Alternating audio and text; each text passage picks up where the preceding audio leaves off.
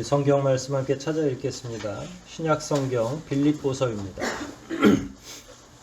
빌립보서 3장입니다.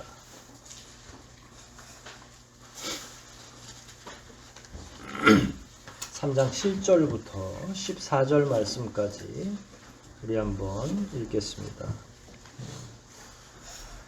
한 절씩 교독하고 14절 말씀은 우리 합독하도록 하겠습니다. 빌립보서 3장 7절부터 14절까지 말씀입니다.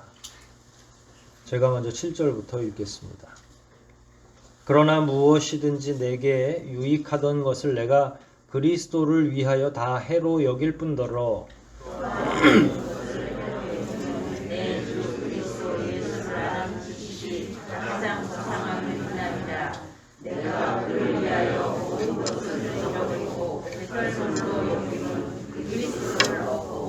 그 안에서 발견되려 함이니 내가 가진 의는 율법에서 난 것이 아니요 오직 그리스도를 믿음으로 말미암은 것이니 곧 믿음으로 하나님께로서 난 의라.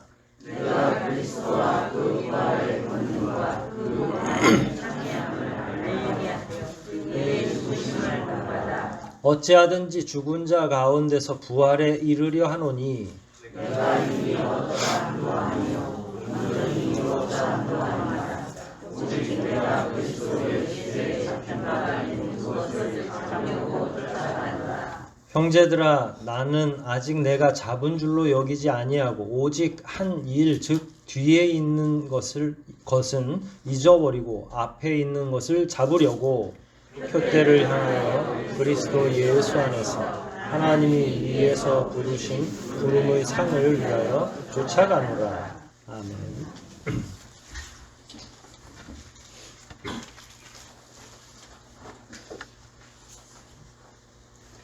오늘은 부활주일입니다.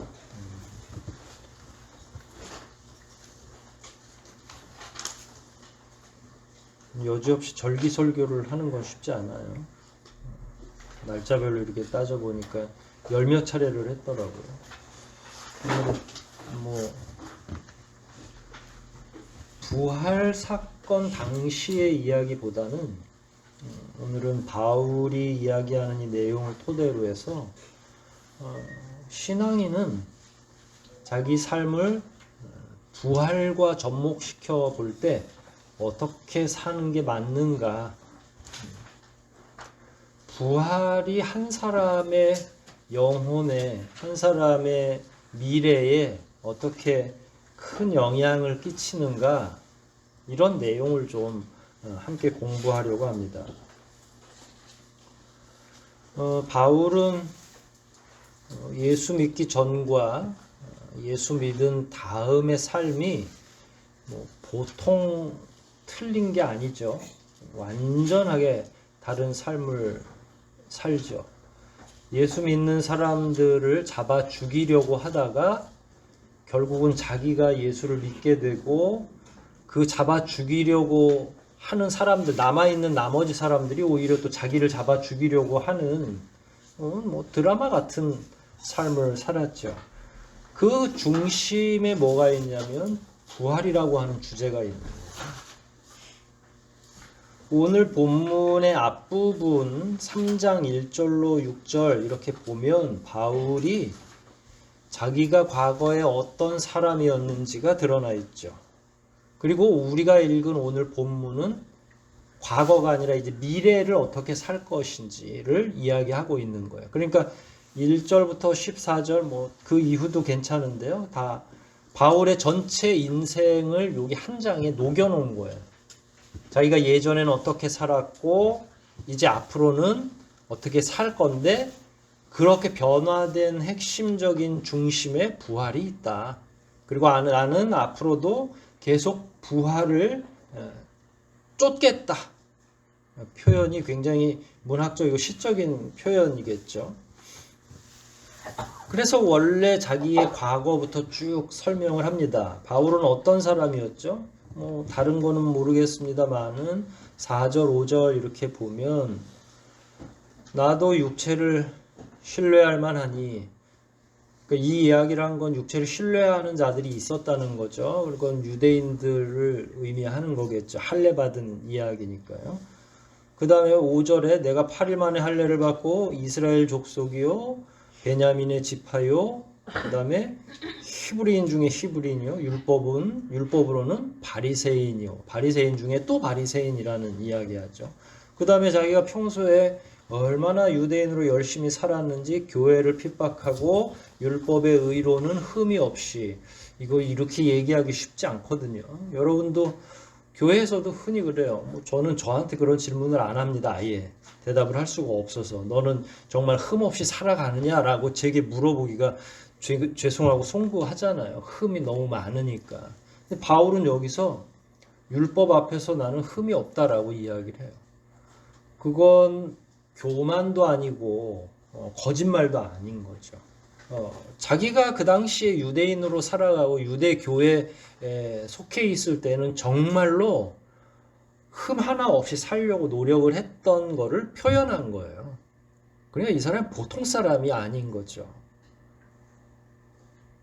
그런 삶을 왜 자랑하냐면 주변에 유대교에서 갓 나온 그리스도인들 가운데 율법을 자랑하는 사람들이 있는 거예요. 그리고 초대교회에는 유대교 출신의 그리스도인들이 있는 거예요. 그래서 베드로 때문에도 그렇고 제일 첫 번째 예루살렘 공의회에서도 기독교인도 할례를 받아야 되는 거 아니야? 유대인들이 그런 걸 이야기한 거죠.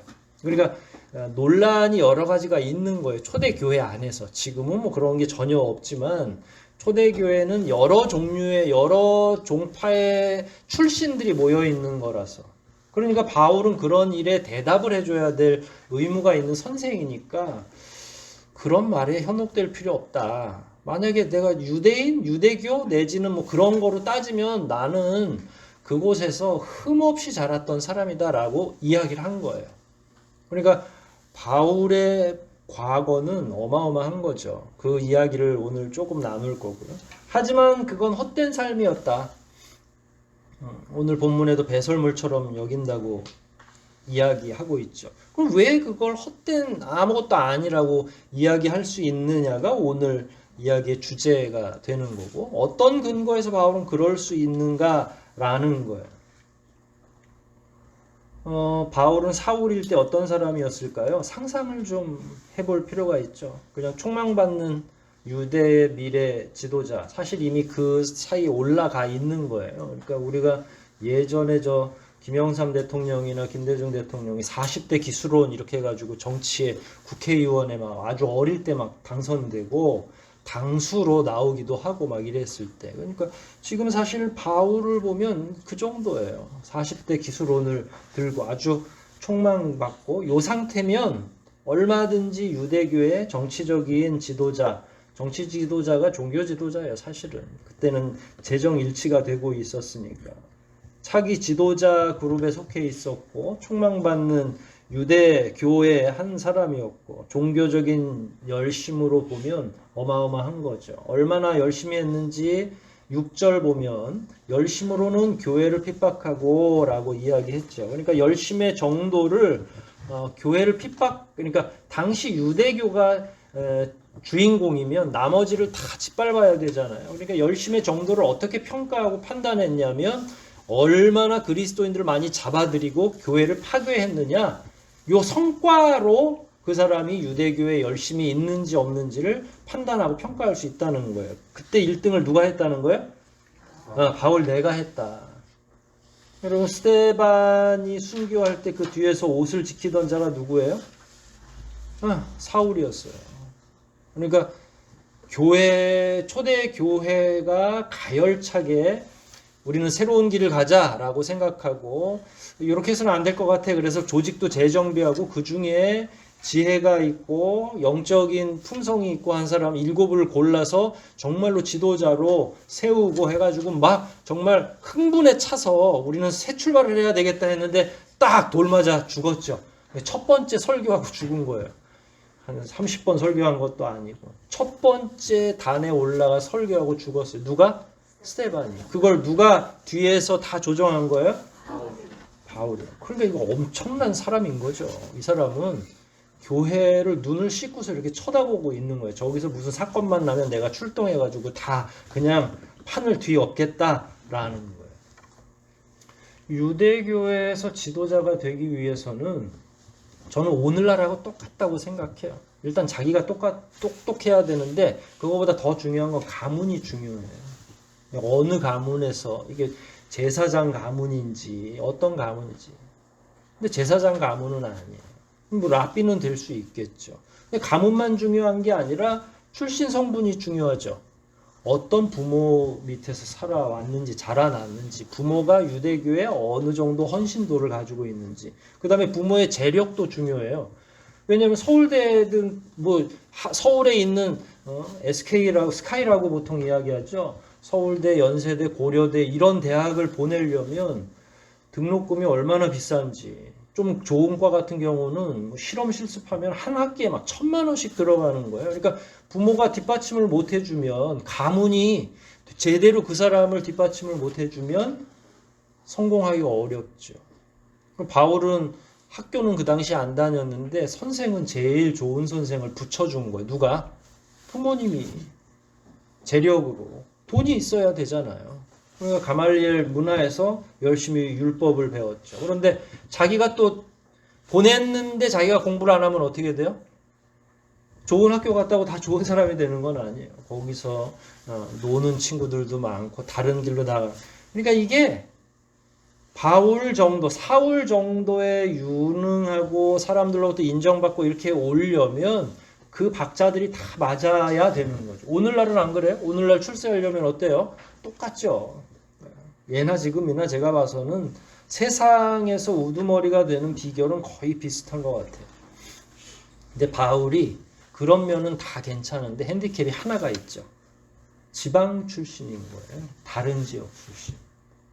그러면은 전통적으로 강세는 누구냐면 서울 출신 사람들인 건데 이 당시엔 서울이 어디예요?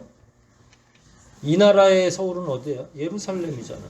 근데 바울은 길리기아 다소 사람인 거예요. 지금의 터키 지역이거든요. 그러니까 상당히 멀고 이방 지역이고 그런데도 거기서 괜찮은 선생을 만나서 여기까지 올라온 걸 보면 자기 열정, 자기 열심이 어느 정도 됐을 것 같아요? 엄청난 거죠. 그러니까 상상을 초월하는 거예요. 우리나라에서도 그런 차별이 지금도 여전히 있죠. 지방대 외면하거나 지방 출신의 사람들을 선호하지 않는 방식인 거죠. 좋은 대학 안 나오면 안 되는 거. 사실 없어져야 되는데 뭐 모르겠어요. 그게 없어질까? 2000년 전에도 그런 방식이 있었는데 바울의 열정은 그 정도죠. 여기까지 오기 근데 이제 상대적으로 그걸 되짚어 보면 이걸 여러분 같으면 포기하기 쉽겠어요? 어렵겠어요? 여러분 같으면 이거 하루아침에 포기하기가 쉽지 않죠. 잘 양쪽 다 양다리를 걸칠 수는 있을 텐데 아무튼 바울은 그 당시에 자기의 스펙을 만들려고 온통 집중했고 공부도 가말리엘의 문화 안에서 열심히 공부했을 뿐만 아니라 활동도 행동도 그게 아까 6절에서 교회를 파괴하려고 하는 그런데 어느 날 갑자기 유대교를 배교한 거예요. 정말로 드라마에서나 있을 법한 일이 벌어진 거죠. 그 사람들 입장에서는 배신자가 된 거고 아까 말씀드린 것처럼 바울을 죽이지 않고서는 우리가 먹지도 자지도 않겠다는 특공대가 조직될 정도로 그건 과장법이긴 한데 그 정도로 바울이 유대교 입장에서 보면 어떤 존재예요? 반드시 처단해야 될 공적 1호가 된 거죠. 어쩌다가 바울은 이렇게 됐을까요? 도대체 어떤 일이 있었기 때문에 이렇게 한 번에 다 변할 수 있을까요? 아시죠? 예수님을 만난 거죠. 유대사회에서 가장 촉망받던 지도자 후보가 어느 날 갑자기 박해자가 옹호자가 된 거예요. 그러니까 쫓던 자가 쫓기는 자가 됐고 쫓을 때는 마음속에 여유가 있죠. 자기는 이제 경찰권을 가지고 있는 거고 범인 잡으러 다니는데 뭐 불안할 게 뭐가 있겠어요. 근데 이제는 쫓기는 자가 된 거죠. 대신 그 영의 문제는 좀 다른 내용이 있겠습니다만은 어떻게 이게 가능하냐? 여러분들이 답을 해주신 것처럼 예수를 만났기 때문에 그렇다라는.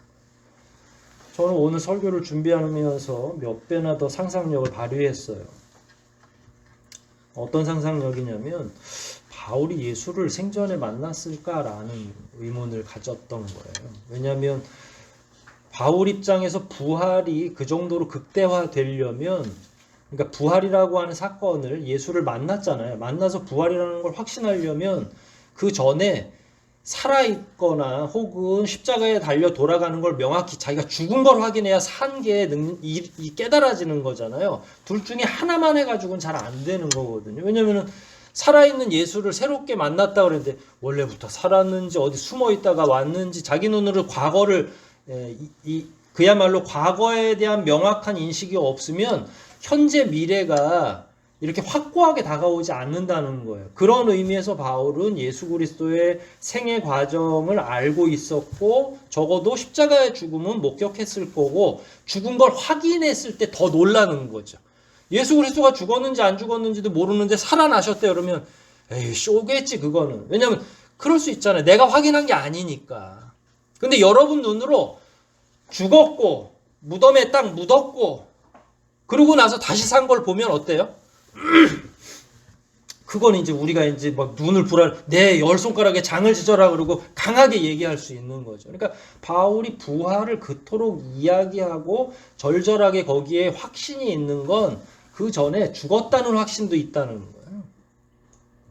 근데 안 그럴 수가 없는 게 예수님이 워낙 그 당시에 유명했고 가장 예수님의 십자가 사건은 제일 중요한 이슈였어요. 특히 언제 이슈였냐면 6월절 중심의 이슈였다는 거죠. 그 당일에 헤롯과 바로 사이를 왔다 갔다 하잖아요. 바로가 아니죠.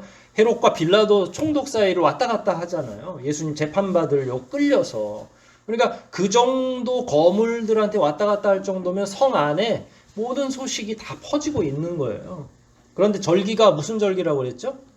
6월절. 그러면 유대인 중에 유대인인 바울이 6월절에 사실은 저 멀리 있는 촌부라 할지라도 6월절에는 어디로 와야 돼요? 예루살렘으로 오는 게 인지상정이죠. 그러니까 바울이 만약에 예루살렘에 안 와 있었다고 하는 게 저는 더 이상하다는 거예요. 그러니까 합리적인 추론이 가능한 거죠.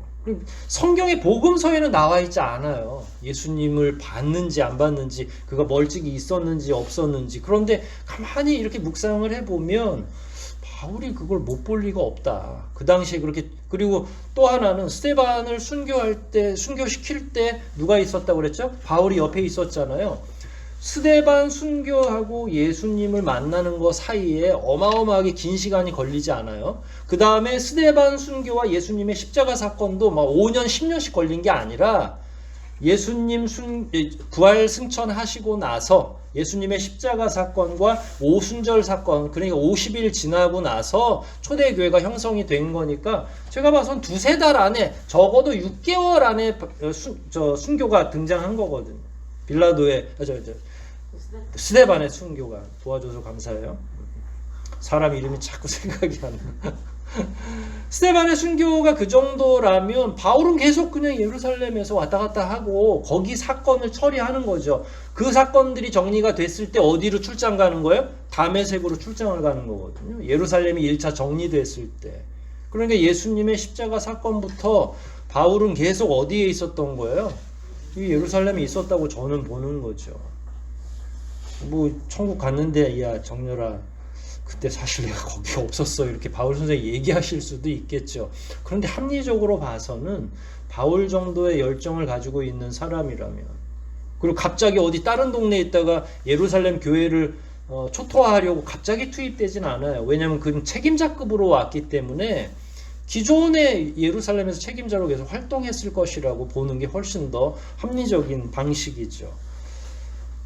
저는 사울 때에 바울이 예수님의 죽음을 목격했고 그 당시엔 당연하다고 생각했을 거라고 생각해요. 그걸 보면서 어디에서 어떻게 있었는지는 모르지만 예수님이 여기저기 재판 과정에 하루 아침에 그냥 막 하루 사이에 재판을 받으면서 공경에 처하고 십자가를 짊어지고 갈보리 산으로 올라가는 과정이든지 어디서든지 예수님에 관해서 들었거나, 왜냐하면 이 정도 열심히 있는 사람이 그 사건을 외면한다? 그 당시에 유대 사회를 제일 괴롭히고 힘들게 했던 자가 예수 그리스도인데 그걸 외면한다? 그걸 외면하고서는 아까 말했던 자기 스펙을 쌓기가 어려운 거죠. 그랬을 때 바울은 이런 똑똑한 사람들은 자기 눈으로 봐야 돼요. 그래야 직성이 풀리는 거죠. 그리고 그걸 확신하게 돼 있어요. 왜냐하면 자기 감각적으로 봤기 때문에. 눈으로 본 거고 그 현장에 자기가 있었고 주변에서 웅성웅성 거리는 소리까지 다 들었고 저가 죽었다라는 언도까지, 숨이 끊어져야 무덤으로 모시는 거니까 그 마지막 언도까지 다 들었죠. 그리고 나서 예수 그리스도의 죽으심으로 말미암아 사울은 마음이 편해진 거예요. 왜 편해졌냐면 그 전에는 여러 가지 기적들이 일어날 때 여기 뭐 혹시 진짜 아니야? 뭐 있는 거 아니야? 라고 했는데 예수님이 어떻게 됐어요? 희말이 없이 십자가에서 돌아가신 거예요. 그러면 이제 사울 입장에서는 어때요? 별거 아니구만. 결국은 죽었구만. 우리를 뭐 살리기는 무슨, 하나님의 나라는커녕. 이렇게 해서 바울은 마음이 편해지고, 그러면 이제 나머지 교회를 핍박을 하고 교회를 없애기만 하면 바울이 가지고 있는 예루살렘에 있어서의 모든 임무와 역할은 종료되고 이제 다음에 1계급 특진이 기다리고 있는 거겠죠. 그런 과정에서 스데반이 순교한 거예요. 그러니까 바울은 그냥 휘파람 불면서, 왜냐하면 마음에 꺼리끼 든 것 중에 하나, 질문 하나가 있었는데 그게 예수가 진짜면 어떡하지? 라는 질문이었을 거라는 거죠. 근데 예수님이 다행히 돌아가셨어.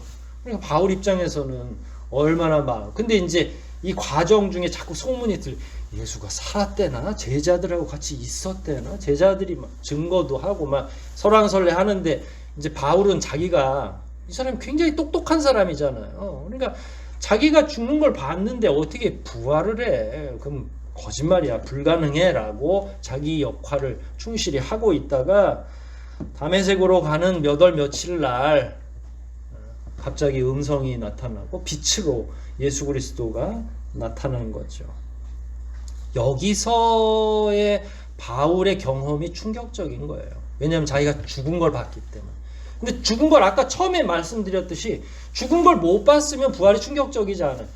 어디 숨었다 나타나셨구만 뭐 이렇게 됐든지, 이건 뭔가 우리를 현혹하기 위한 하나의 장치가 있구나라는 거죠. 우리가 마술 볼 때 다 그렇게 생각하죠. 뭐 관 같은 데 넣고 칼을 이렇게 넣으면 죽는다고 생각해요? 어리숙한 어린 아이들 같은 경우 깜짝 놀라겠지만 우리는 다 저거 어디 마루 밑으로 어디서 나오겠구만 이렇게 상상을 하죠. 만약에 바울이 예수 그리스도의 진짜 죽음을 목격을 못했다면 이토록 눈이 멀고 귀가 멀고 하진 않았을 거예요. 어마어마한 충격이 그에게 온 거죠. 왜 왔냐면 분명히 자기가 죽었다는 걸 확인했고 수개월 동안 죽었다는 확인을 전제로 해서 자기가 열심히 교회를 잔멸하고 있었기 때문에. 예수의 죽는 모습이든 사는 모습이든 이 경험이 굉장히 중요하거든요. 바울에게 있어서. 이런 사람의 특징은 뭐예요? 바울처럼 똑똑한 사람의 특징은 내가 경험하지 않으면 안 믿는 거죠. 근데 일단 경험하면 어때요? 그건 또 이제 확 믿는 거죠. 이게 똑똑한 분들의 약점 중에 하나가 무너지기 쉬운 거죠. 특히 실증적인 경험이 생기고 나면 아무도 못 말리는 거예요. 그러니까 이런 획기적인 변화, 그 이전의 삶과 이후의 삶이 이거 뭐 180도도 아니고 어떻게 변했는지 가늠할 수 없을 조차로 변했다고 하는 건 바울이 그만큼 자기가 가지고 있는 실증적 증거와 확증에 마음을 완전히 연 거죠. 이거는 도저히 있을 수 없는 일인데 생겼다라는 거예요. 그런데 다행히 바울은 사두개인이 아니라 바리새인이었어요. 바리새인들은 부활도 믿고 영생도 있다고 생각하고 영적인 존재가 있다고 생각을 했던 거예요. 그런데 바울도 말씀으로는 그걸 알았는데 한 번도 경험을 못 해본 거예요. 아니, 누가 부활을 경험해 봤겠어요. 그런데 떡하니 자기가 배웠던 모든 성경의 내용의 장본인이 자기 눈앞에 살아 나온 거예요. 그럼 이거는 안 믿을 수가 있겠어요? 불가능하죠. 예수를 만났죠. 죽은 줄만 알고 있던, 그리고 자기가 확신했던 죽은 자를 만나고 대화한 거죠. 그럼 바울이 놀랬겠어요? 안 놀랬겠어요? 아유, 뭘 어떻게 이거 표현하기가 어렵죠. 아유, 오죽했으면, 하나님이 하신 일이겠지만 오죽했으면 눈이 다 멀었겠어요. 그 빛을 보고. 눈이 멀었다고 하는 건 뭐예요? 3일 동안 눈이 멀었다고 하는, 다시 살리는 과정이겠죠. 그 이전의 모든 것들, 자기가 봐왔던 걸 다 잊으라는 영적인 표현이기도 하겠죠. 그리고 나서 예수를 만나고 하나님의 나라와 영원한 생명과 죽음과 부활에 대한 그동안 자기가 성경을 통해서 배웠던 지식적인 게 뚫리기 시작을 하는 거죠. 아무리 오래 공부해도 성령을 체험하지 않으면, 성령이 알려주시지 않으면 그냥 공부는 공부대로 남는 건데, 바울 같은 경우는 공부를 열심히 했는데 이제 누가 오신 거예요? 하나님이 직접 오신 거예요. 삼위일체 하나님이. 성령이 그로 하여금 지금까지 공부한 모든 맥을 다 풀어주면, 아, 이게 부활이구나, 이게 승천이구나, 이게 영원한 생명이구나, 하나님의 나라가 있구나 라고 하는 거예요. 그러니까 그동안에 공부했던 거를 다 배설물로 여긴다 할지라도 하나님께서는 그걸 활용하셔서 바울로 하여금 엄청난 확신에 차게 한 거죠. 그동안의 공부가 이런 거였는데 나는 잘못된 선생들 앞에서, 최고의 선생이었지만 부활도 잘 모르고, 최고의 선생이지만 영원한 나라에 대해서 확신 있게 가르쳐 줄 아무도 없었는데 진짜 선생을 현장에서 만난 거니까 어떻게 안 뒤집어지겠어요.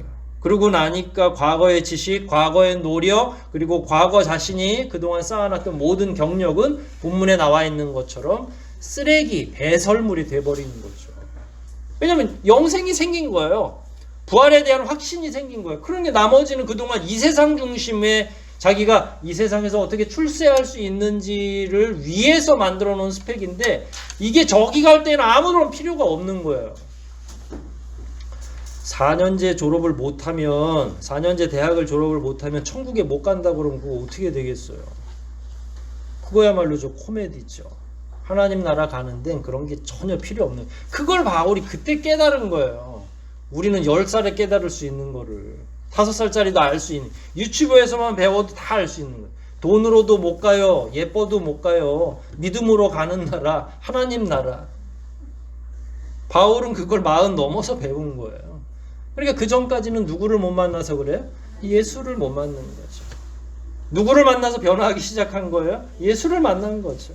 그래서 총망받던 유대 지도자의 길은 끝난 거고, 이제 죽을지도 모르는 십자가의 길, 예수가 간 길, 자기가 죽였던 스데반의 길을 이제 본인 스스로가 걷는 거죠. 완벽하게 다른 길을 걷는 거예요. 이 모두가 예수를 만났고, 본문 마지막을 보면 나는 부활을 향해서 달려간다. 다 이룬 것도 아니다. 그리고 하나님이 부르심의 상이 있는데 그 부르심의 상을 향해서 나가는 중이다. 그러니까 미래적인, 예수 그리스도를 만나고 나서 미래적인 삶의 목표가 완전하게 변한 거죠. 이게 핵심입니다. 여러분, 사람은 자고로 좋은 것을 선택하도록 돼 있어요. 뭔가를 선택해야 될 기로가 있으면 말이에요. 바울이 예수 만나고 고민했겠죠. 아라비아 광야에서 3년 동안 보냈는데 이런저런 묵상을 많이 했겠죠. 바울도 사람인데 그동안 자기를 위해서 후원했던 부모님 얼굴은 생각이 났겠어요, 안 났겠어요? 부모님이 알면 말렸겠어요, 안 말렸겠어요? 네가 정신이 나갔구나. 우리나라 표현으로는 너는 우리 족보에서 파야 되겠다, 이렇게 얘기할 수도 있겠죠. 바울이라고 사람이 아니겠어요? 계산을 안 했겠습니까? 그럼에도 불구하고 바울이 똑똑한 사람이잖아요. 그러니까 거기서 자기가 곰곰이 생각했을 거예요. 유대인의 지도자로 사는 것과 예수 그리스도의 부활의 상을 쫓는 것, 하나님이 우리에게 주시려고 하는 의의 면류관을 향해서 나가려고 하는 이 두 가지의 삶에 대해서 묵상 많이 했을 겁니다. 여기는 현세적인 출세가 보장되지만 여기는 엄청난 고통이 있을 거예요. 하지만 얘는 이 땅에서조차도 끝까지 갈 수가 없어. 늘 불안하고 고통스러운 거예요. 하지만 이쪽을 선택하는 순간 영원한 면류관이 확보되고 마음에 영의 안정이 찾아오는 거죠. 그리고 바울이 계산을 안 하고 쫓은 게 아니에요. 여러분들 이런 데에서 나온다고 아유 그냥 뭐 저 정도 하나님의 능력을 경험하면 뭐 그냥 나라도 믿겠어 이게 아니라 능력은 능력이고 경험은 경험이고 거기서 선택하고 취사 선택해서 어느 길로 가느냐는 그것도 역시 바울의 몫이고 바울이 철저히 고민하고 묵상했겠죠. 진짜를 선택하고 좋은 걸 선택하는데 바울 같은 똑똑한 사람이 가짜를 선택했겠느냐라고 우리가 추론을 할 수 있겠죠. 그럼 바울이 선택한 거예요. 그럼 바울의 전력과 비추어서 선택한 이 미래는 옳겠냐 그르겠냐라는 거예요. 그의 삶을 놓고 그가 이전까지 살아왔고 그가 어느 정도의 열정이 있고 어느 정도의 지혜가 있는 사람인 걸 놓고 본다면 옆에서 그 사람이 결정하는 거를 그동안 그 사람의 인생을 봐왔던 사람이라면 존중할 수 있어요. 저 친구는 여태까지 살아오면서 한 번도 잘못된 결정을 한 적이 없고 흠없이 살아왔는데 만약에 그걸 전제로 해서 이번 결정, 예수를 믿기로 한 이 결정을 한번 우리가 고민해 본다면 이번 결정도 바울은 분명히 틀리지 않았을 거야 라고 하는 결론이 날 수 있다는 거예요. 근데 아무도 그렇게 생각은 하지 않죠. 그래서 바울이 미친 사람이 되는 거예요. 정신 나간 사람이 되는 거죠. 예수를 믿고 예수를 쫓는 일이 그런 거죠. 바울은 자기의 지식, 자기의 명철, 자기의 모든 걸 다 동원해서 고민했습니다. 어찌 살 것인지, 누구를 의지하며 살아가야 되는지, 앞으로 내가 어느 영역에서 살 건지, 유대교로 다시 들어갈 건지, 아니면 예수님을 따라갈 건지. 그리고 나서 우리가 아는 것처럼 예수님을 따라가는 거죠. 예수님을 만난 거죠. 부활하신 예수님을 직접 만나고 보니까 그분을 안 따라가는 게 더 이상한 거예요. 왜냐하면 바울이 지식으로 해결할 수 없는 영적인 그 위에 있는 내용들, 그동안에 아무리 깊이 묵상해도 해결이 안 되는 부분들이 있는데 그게 바로 부활에 관한 부분, 영의 세계에 관한 부분이에요. 예수님 탄생 때부터도 그렇고 주변에 심심치 않게 하나님이 직접 그 사람들의 영의 지평을 열어준 경험들이 있으세요.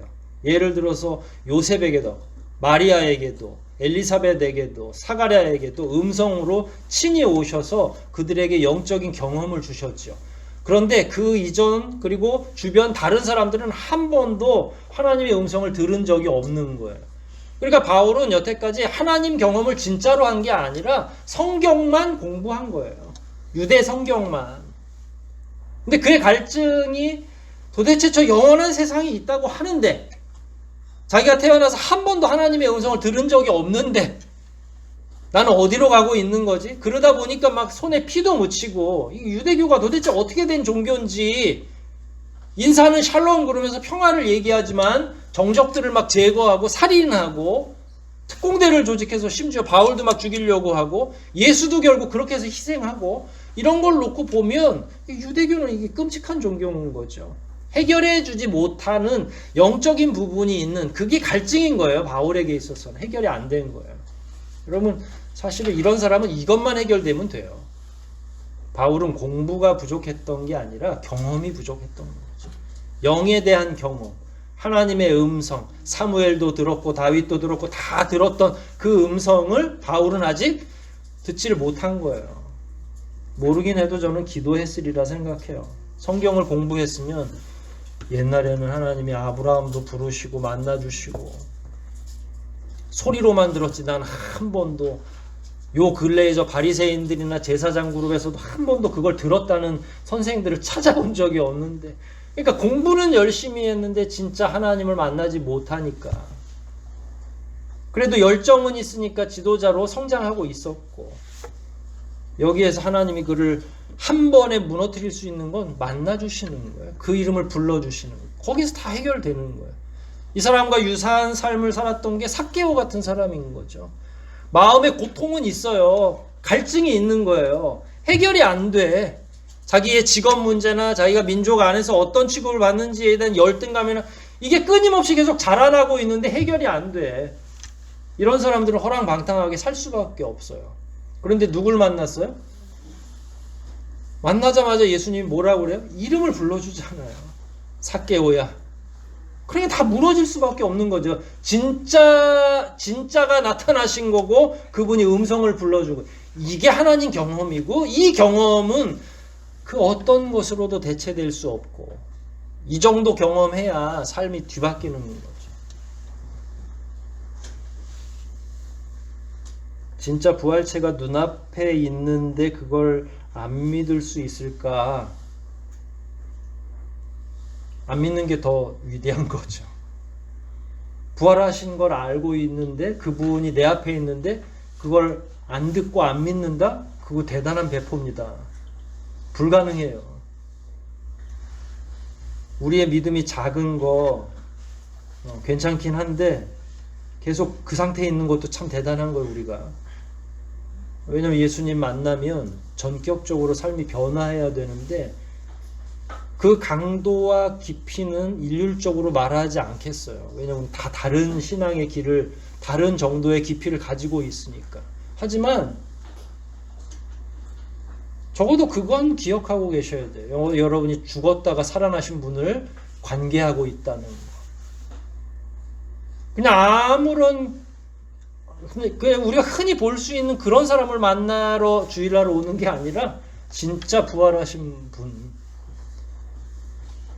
요즘 젊은이들 말로는 진짜가 나타나는데 그분을 만났어. 그럼 내가 아무리 철이 없어도 진짜를 만나면 어떻게 해야 되는지 정도는 우리가 알 수 있는 거고, 그게 당장은 아니라도 결심해야 될 시기와 때가 된다면 저와 여러분은 과감히 어떻게 해야 돼요? 바울처럼 자기의 과거를 다 부정하는 거죠. 에이, 똥 같은 거구나. 그리고 나서 예수를 위해서 자기를 다 희생할 수 있는. 부활을 확신하고 산다는 건 결국은 그런 목표, 과거는 다 지나간 건 다 부정하고 새로운 목표를 향해서 살아가는 거예요. 그게 달라지는 거지. 다른 주제도 아니고 부활이라면 말이에요. 부활을 믿는 자는 죽어도 살겠고 살아서 믿는 자는 영원히 죽지 않는다는 말씀뿐만 아니라 성경의 가장 핵심적인 요체는 뭐예요? 여러분은 왜 주일마다 오시는 거예요? 왜 예수 믿는 거예요? 영원한 저 나라에 가기 위해서. 거기 가려면 어떻게 해야 돼요? 이 몸을 이끌고는, 이 후패한 몸으로는 못 가니까 부활체를 입어야 되잖아요. 그래서 우리의 가장 핵심은 부활인 거고요. 그 부활을 확신하는 순간 우리는 변할 거라는 거예요. 아니, 당장 여러분들의 삶을 다 정리하고 다 헌금 내라는 그런 얘기가 아니라 천천히 변화해야 된다는 거예요.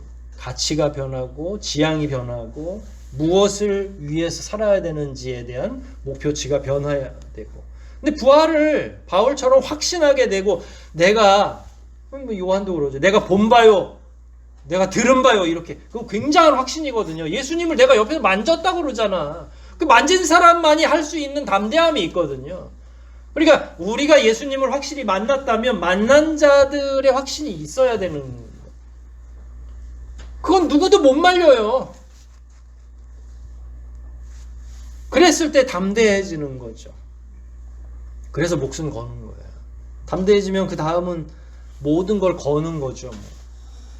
바울은 과거를 포기하는 거, 미래를 다르게 살기로 작정한 게 다 포기인 거예요. 그동안에 쌓았던 모든 스펙을 다 포기하는 거죠. 그런데 담대함이 더 큰 믿음을 가져옵디다. 성경을 보면.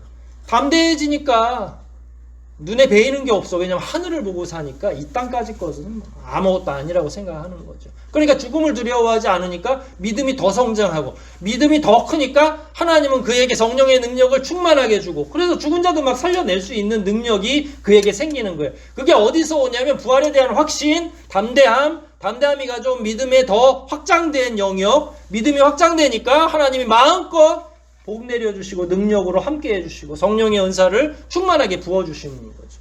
그런 것들이 결여한 이유는 우리 안에 그런 담대함, 부활에 대한 확신이나 소망이 작기 때문에 그런 거죠. 결국 우리가 회복해야 될 건 그거죠. 믿음의 순작용으로, 연속적으로. 그래서 바울이 위대한 사도가 된 거죠. 이건 노력해서 딸 수 있는 게 아니잖아요. 다 버릴 때 딸 수 있는 거죠. 여러분, 기독교인에겐 부활이 전부죠. 부활과 하나님의 나라와 영생이 우리의 전부 아닙니까? 우리 신앙의 전부고 우리의 삶의 방향을 바꾸는 거죠. 딴 거 없습니다. 그냥 우리 스스로의 삶의 목표가 무엇인지를 묵상할 때가 된 거죠. 여러분들의 목표가 너무 확고해져야 되는 시점이 온 거죠. 부활이 있어서 이 세상에서 담대할 수 있고 세상의 가치를 초월할 수 있는 거예요. 왜냐하면 우리는 믿는 구석이 있으니까. 이 땅 죽어도 갈 데가 있으니까. 그러니까 거기에다가 집중하니까 담대해질 수 있는 거라니까요. 죽었는데 영원히 멸하거나 혹은 뭐 구천을 헤맨다고 하면 그거 얼마나 두렵겠어요. 그러니까 거기에 막 집중해야지. 그래서 맨날 점 보러 다니고 뭐 현세를 더 좋게 하는 방법이 없을까 굿도 좀 해보고 이러는 거예요. 근데 우리는 그런 일이 필요 없죠. 왜 필요 없어요? 갈 데가 있으니까. 그걸 누가 보여줬어요? 예수님 부활의 첫 열매로 우리에게 확증시켜 줬으니까. 그걸 전인격적으로 우리가 만났기 때문에 세례받고 여기까지 온 거잖아요. 예수 믿고 천국 가겠다고 확신에 차서 매주 오는 거잖아요. 그러니까 해결된 거예요, 우리는 사실은. 다만 말씀드린 것처럼 우리 믿음의 정도의 차이가 있으니까 어떤 사람은 자기의 삶을 더 몰입하는 사람이 있고 하나님을 위해서 말이에요. 어떤 사람은 아직 준비가 안 됐을 수도 있어요. 괜찮습니다. 하지만 하나님의 때가 되면 여러분들도 전부 다 바울처럼 살 수 있으리라 생각을 해요. 여러분들이 나중에 어디로 가야 될지 뻔히 정해져 있는데 무슨 딴짓을 할 수 있겠어요? 아까 말씀드렸죠. 부활체인 예수를 만났는데 그걸 안 믿는 게 더 위대한 거라고. 예수님을 역행할 수 있는 게 하나님을 자기가 보고서도 안 믿을래 이런 게 가능이나 하겠어요? 이미 우리는 그 단계로 들어온 거거든요. 하나님을 만났고 인격적으로 예수 그리스도와 살아가고 있고 이제 삶의 변화만 있으면 되죠. 저는 부활을 여러분들이 더욱 깊이 묵상하시기를 바랍니다. 더욱 담대해지시기를 바라요. 부활이 여러분의 삶을 담대하게 이끌기를 원해요. 그리고 그게 신앙으로 확장되기를 원해요. 그럼 남은 게 뭐냐면 하나님이 여러분에게 은사를 주시거나 그 믿음이 더욱더 굳세게 확신을 주시는 거죠. 하나님의 능력을 얻을 수 있는 순서가 그렇게 지나가는 거거든요. 모쪼록 오늘 부활은 예수님이 부활하셨대 이게 아니라 여러분의 부활로 만드시기를 원합니다. 그랬을 때 나는 어떻게 반응해야 될지 이제 숙제 가지고 돌아가는 건데 그 부활의 능력을 품고 더욱더 담대한 신앙인으로 살아가는 삶을 좀 살아가야 되지 않겠냐라고 하는 스스로에 대한 질문과 답이 오늘 말씀을 통해서 바울이 보여줬던 것처럼 전폭적인 변화로 여러분 삶에 나타나기를 주의 이름으로 축복합니다. 우리 말씀들 생각하면서 한번 기도하시겠습니다. 바울의 삶이 이렇게 전폭적으로 변한 건 살았었던 예수 그리스도, 십자가의 예수 그리스도, 부활의 예수 그리스도를 고루 경험했기 때문이라고 저는 생각을 합니다. 진짜 부활을 바울이 경험한 거죠. 저도 여러분도 진짜 부활을 아는 자로서 더 이상은 무기력하게 살지 않게 해달라고. 부활을 알고 부활의 믿음으로 나아가는 자는 어찌 살아야 되는지를 바울의 예를 통해서 배웠는데 이 정도는 아니더라도 우리 삶의 현장에서 내게 주어진 삶의 현장에서 최선을 다해서 부활을 힘입은 믿는 자로 살아가게 해달라고 이 시간 통성으로 함께 기도하시겠습니다.